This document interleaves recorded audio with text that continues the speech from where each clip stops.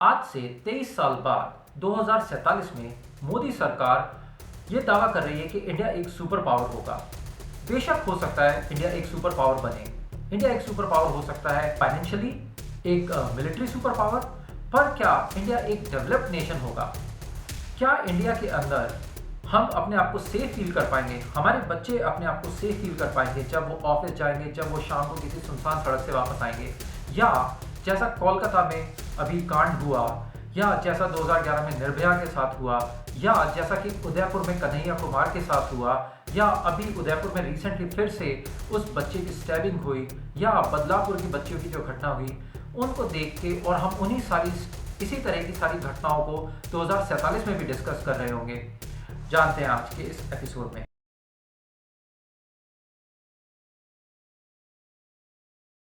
नमस्कार, मेरा नाम है वरुण और आज हम बात करने वाले हैं, क्या इंडिया भी एक डेवलप्ड नेशन की तरह अपने सिटीजन्स को सेफ्टी और सिक्योरिटी दे सकता है, जो कि एक बेसिक राइट होना चाहिए।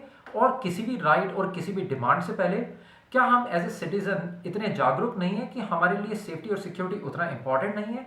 आज 77 साल बाद भी हम जब वोट देते हैं तो हम वोट देते हैं फ्रीबीज के नाम पर, मुफ्त बिजली, मुफ्त राशन, मुफ्त पानी, मुफ्त ये मुफ्त वो, या फिर जाति, धर्म और रिलीजन और जगह के नाम पर, रीजन के नाम पर, नॉर्थ ने दिया, साउथ ने दिया, ईस्ट ने दिया, वेस्ट ने दिया करके हम वोट देते हैं।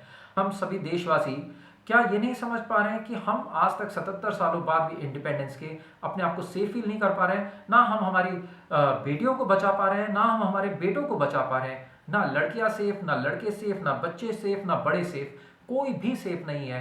कहीं पे भी कोई भी क्राइम होता है और हम इसको रोक नहीं पा रहे हैं एज अ नेशन। क्या क्राइम को रोकना इतना टफ है? या हर बार हम ये रीज़न सुनते हैं कि इंडिया एक बहुत बड़ा देश है, बड़ी डाइवर्सिटी है, यहाँ पे रोक पाना क्राइम को बिल्कुल मुश्किल है? या ये सिर्फ हम लोगों को बेवकूफ़ बनाया जा रहा है और क्राइम को रोकना हो सकता है बहुत ही आसान हो? आसपास अगर हम देखें, बहुत सारी कंट्रीज़ हैं। अगर हम क्राइम रेट उठा के देखें कंट्रीज़ की, तो यूएई और सिंगापुर जो हमसे बहुत दूर नहीं है, उनके अंदर बहुत ही कम क्राइम रेट है। ऐसा क्या किया उन्होंने जो हम इंडिया में नहीं कर सकते? क्या इसके लिए बहुत ज़्यादा पैसा चाहिए या कुछ और? तो मेरे हिसाब से 4 सॉल्यूशन है, 4 स्टेप सॉल्यूशन है, जो कि बहुत ही सिंपल और आसान है। अब मुझे नहीं समझ आता कि हमारे पॉलिटिशियंस या हमारा एडमिनिस्ट्रेटिव स्टाफ जो आईएएस बहुत ही स्मार्ट होते हैं, उनमें से कोई भी इस चीज़ को क्यों नहीं सोच रहा है और क्यों नहीं समझ पा रहा है। सबसे पहला सॉल्यूशन की हम बात करते हैं। पहला सॉल्यूशन है सर्विलियंस। आज यूएई के अंदर या सिंगापुर में या और किसी भी डेवलप्ड नेशन के अंदर लोग ट्रैफिक रूल्स को भी उतना ही ईमानदारी से फॉलो करते हैं जितना कि वो किसी लॉ को करते हैं। क्यों? क्योंकि उन्हें पता है अगर उन्होंने एक लाल बत्ती खुदाई या एक खाली सड़क पे भी स्टॉप लाइन को उन्होंने क्रॉस किया, लाल बत्ती को खुदाया, तो उनके ऊपर फाइन लगेगा और बहुत भारी फाइन लगेगा। इससे क्या होता है? इससे इंसान के अंदर एक कॉशियसनेस, एक डर बैठता है, एक समझदारी आती है। उसे पता है कि अगर मैं एक छोटा से छोटा क्राइम या छोटे से छोटे रूल को वायलेट करूंगा तो भी मैं पकड़ा जाऊंगा। और हमारे यहाँ पे हम तो ऐसे क्राइम की बात भी नहीं करते। चेन स्नैचिंग हो गया, अगर रास्ते में कोई लड़ाई दंगा हो गया, हमारे रोड रेज के इतने इंसिडेंट होते हैं, कभी रोड एक्सीडेंट होते हैं, और मतलब कितने छोटे मोटे क्राइम, चोरी चकारी, इन सब पे तो हम बात भी नहीं करते। इंडियन जनता जागती कब है? जब कभी 2011 में निर्भया होता है, या कभी हमारे 2024 के अंदर ये कोलकाता के अंदर मेडिकल कॉलेज के अंदर जो कांड हुआ वो होता है, या कभी कभार हमारे जैसे कन्हैया कुमार के उदयपुर के अंदर गला काट दिया गया था बीच दिन दहाड़े, उस पे होता है। अनलेस अंटिल इस टाइप का कुछ ना हो, हमारे जो प्रोटेस्ट होते हैं उसके अलावा हमारे प्रोटेस्ट होते हैं कब?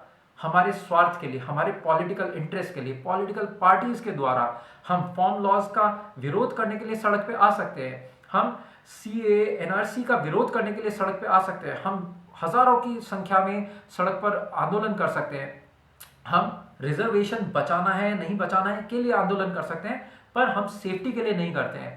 हमारे को सिर्फ हमारी सरकार से, हमारे एडमिनिस्ट्रेशन से डिमांड करनी है कि चारों तरफ सीसीटीवी लगाए जाए, ताकि जब भी कोई आदमी बाहर निकले उसे पता हो कि हम कैमरे की नज़र में हैं। सिर्फ लोग दुकानों के बाहर लिखवाते हैं हम कैमरे की नज़र में, और लोग सतर्क रहते हैं। ऐसी दुकान जहाँ पे कैमरा होता है, लोग चोरी कम कर रहे होते हैं। तो जस्ट आप इमेजिन करो, अगर हमारे हर सड़क, हर कॉर्नर, हर अंधियारी गली में कैमरा लगा हो, तो क्या किसी की हिम्मत हो सकती है कि वो किसी लड़की के ऊपर एसिड फेंक दे, किसी चलते लड़के का मोबाइल छीन के भाग जाए, कोई चेन स्नैचिंग हो जाए? जब इतने छोटे क्राइम ही नहीं होंगे, लोगों की हिम्मत कैसे बढ़ेगी बड़े क्राइम करने के लिए? और ज़्यादातर ये जो क्रिमिनल्स की हम बात करते हैं, many a times they are the first time offenders. ऐसा नहीं है कि ये लोग प्रोफेशनल क्रिमिनल्स हैं या ट्रेंड टेररिस्ट हैं जो ये आतंक मचा रहे हैं और ये सारे घिनौने काम कर रहे हैं। Most of them are like opportunistic. एक मौका मिला, चोरी कर ली। एक मौका मिला, किसी लड़की से छेड़छाड़ कर दी। एक मौका मिला या सड़क पे कहा सुनी हो गई, चक्कू मार दिया। क्योंकि उन्हें पता है ना वो पकड़े जाएंगे, और अगर पकड़े भी गए तो सजा होना तो हम सब जानते हैं कितना टाइम है। सबसे पहले या तो हमारी जान पहचान निकल आएगी पुलिस वालों से या किसी और से, और अगर जान पहचान नहीं आई तो खर्चा पानी हो जाएगा। तो इन दोनों ऑप्शन के तहत हम ज्यादातर लोग हमारे यहाँ बच जाते हैं, जिसकी वजह से ना उनमें कानून का कोई डर है, ना समाज की कोई शर्म है।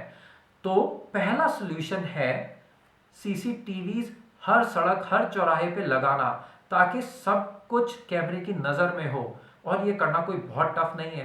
केजरीवाल जी ने 2012-13 में कहा था कि मैं सब जगह कैमरे लगा दूंगा, पर उन्हें आम आदमी से खास आदमी बनने की इतनी जल्दी थी कि उन्होंने कैमरे लगाना छोड़ के सिर्फ अपने घर को शीश महल बनाया। उसके अंदर भी जहां एक महिला की पिटाई हुई, वहां कैमरा लगाना भूल गए। और हमने हिसाब लगाया है कि 10 से 15 लाख सीसीटीवी कैमरे लगाए जाएंगे। अगर दिल्ली के मालिक हम हैं, दिल्ली के मालिक ये लोग नहीं है। तो हमारे नेताओं की नीयत में तो खोट है ही है, ये तो हम सब जानते हैं, क्योंकि उन्हें चाहिए कि लोग बेवकूफ बनते रहें।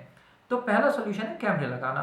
दूसरा सोल्यूशन है पुलिस की अकाउंटेबिलिटी तय करना। हमारे पुलिस वाले और पुलिस वालों को हटाना छोटे मोटे क्राइम और इन चीजों से। कैमरे के साथ आप एआई लगाओ, ऑटोमेशन लगाओ, ताकि पुलिस का इन्वॉल्वमेंट कम हो और ये लेन देन, जान पहचान, खर्चा पानी, इन सब की व्यवस्था को खत्म किया जा सके। पुलिस को आना चाहिए बड़े क्राइम में, और उसके अंदर होनी चाहिए उनकी जवाबदेही बहुत अच्छे से बड़े सीनियर ऑफिसर की। एक सीनियर लेवल का, इंस्पेक्टर लेवल का, एसएचओ लेवल का, कमिश्नर लेवल के बंदे को डर लगना चाहिए कि अगर कोई क्राइम हो गया तो मेरी नौकरी गई, ना कि सिर्फ सस्पेंड होऊंगा। अभी उन्हें भी कोई डर नहीं है, क्योंकि उन्हें भी पता है प्रोसेस तो वही लीगल है। आप एक स्टे लाओगे, आप अपने सस्पेंशन को या जॉब निरस्त होने को आप चैलेंज करोगे और आपको स्टे मिल जाएगा। इसलिए पुलिस की अकाउंटेबिलिटी तय होनी चाहिए। तुरंत फैसला, तुरंत पकड़ा जाए और तुरंत फैसला होना चाहिए। तो ये तो थी दो समस्याएं और दो सोल्यूशन पुलिस की अकाउंटेबिलिटी। थर्ड, हम सब जानते हैं हमारी जुडिशरी कितनी एफिशिएंट है। हमारे यहाँ कन्विक्शन रेट सबसे कम है और टाइम टू कन्विक्शन सबसे ज्यादा है। केस चलते रहेंगे और लोग कन्विक्ट तक नहीं होते। और इसके बारे में जब भी बात की जाती है तो जुडिशरी का जवाब होता है, हम चाहते हैं कि कोई भी इनोसेंट को सजा ना हो। We believe in innocent until proven guilty. पर भाई उन इनोसेंट लोगों से पूछो जो जेल में अपनी जिंदगी बिता चुके हैं, उस कन्विक्शन के इंतजार में, इनोसेंट प्रूव होने के इंतजार में। उन्होंने ऑलरेडी सजा काट ली है। तो इसलिए ये बहाना तो चलना नहीं चाहिए कि हम किसी इनोसेंट को जेल नहीं भेजना चाहते, सजा नहीं देना चाहते। हम ऑलरेडी दे रहे हैं। टाइम से फैसला नहीं करना सजा से कहीं बढ़कर है। तो हमारी जुडिशरी पिछले 77 सालों में ना कोई रिफॉर्म ला पाई है, ना कोई एफिशिएंसी। हमारी जुडिशरी के लिए हमारे को डेफिनेटली आंदोलन करने चाहिए, हमें आवाज उठानी चाहिए कि इसको सही करो। क्योंकि लोगों में कानून का डर कब होगा? जब टाइम से सजा मिलेगी। आधे से ज्यादा लोगों को तो ये पता है कि भाई देखी जाएगी सजा, तो जब मिलेगी तब मिलेगी, इसलिए सजा का तो कोई डर ही नहीं है। चौथी, आखिरी और सबसे इंपॉर्टेंट चीज और जो सोल्यूशन है वो है, हमें एज ए समाज सुधरना पड़ेगा। हम एज ए सोसाइटी, हम एज ए समाज इतना अपने स्वार्थों में घिर चुके हैं कि हमने चोर को चोर कहना बंद कर दिया है, हमने मर्डरर को मर्डरर कहना बंद कर दिया है, हमने रेपिस्ट को रेपिस्ट कहना बंद कर दिया है। इसका सीधा साधा सबूत है, इस बार जो हमने लोकसभा चुनाव हुए उसके अंदर 46% से ज़्यादा लोग हमारे जो गए हैं चुन के, हमारे एमपीज, वो क्रिमिनल केस चल रहा है उनके ऊपर। उनमें से भी 170 पे तो क्राइम अगेंस्ट वुमेन का केस चल रहा है। इससे ज़्यादा हमारे लिए शर्मनाक क्या हो सकता है कि हम किसी रेपिस्ट को, किसी मर्डरर को, किसी चोर डकैत को हम चुन के भेज रहे हैं। आज किसी को चारा घोटाला में सजा हो जाती है, फिर भी वो हमारा नेता है क्योंकि वो हमारी जात का है। किसी को हमारे मर्डर के बावजूद हम चुन लेते हैं, क्यों? क्योंकि वो हमारे राज्य का है, हमारी सिटी का है, उसने हमारे 4 काम कराए थे। इससे ज़्यादा हम छोटा कितना सोचेंगे, कितना स्वार्थ में गिरेंगे? हम कब तक जाति पे, रिलीजन पे, हमारे गांव पे, हमारे स्टेट के नाम पे वोट देते रहेंगे? कब हम ऐसे लोगों को चुनेंगे जो सच में क्राइम और सेफ्टी और सिक्योरिटी प्रोवाइड करा सकें? हमें एज ए समाज ये सोचना पड़ेगा। एक टाइम था जब किसी के ऊपर इल्ज़ाम भी लग जाता था, लांछन भी लग जाता था, वो आदमी शर्म से गली में नहीं घूम पाता था। आज लोग यहाँ पे बड़े से बड़ा लांछन, बड़े से बड़ा इल्ज़ाम लगने के बाद भी आके हाथ जोड़ के वोट मांग लेते हैं। चाहे वो ब्रिजभूषण हो, चाहे वो लालू यादव हो, चाहे वो मुलायम सिंह जी का बहुत ही कुख्यात भाषण हो, या चाहे कोई भी नेता हो। पैसों के घोटाले को तो लोगों ने पाप मानना ही छोड़ दिया है। बड़े बड़े घोटाले करके बेशर्मी से ये सारे नेता वापस उठ के आ जाते हैं, क्योंकि ये हम लोग की कमज़ोरी है और हमारी कमी है। हमें इसके बारे में बहुत सीरियसली सोचना चाहिए। इस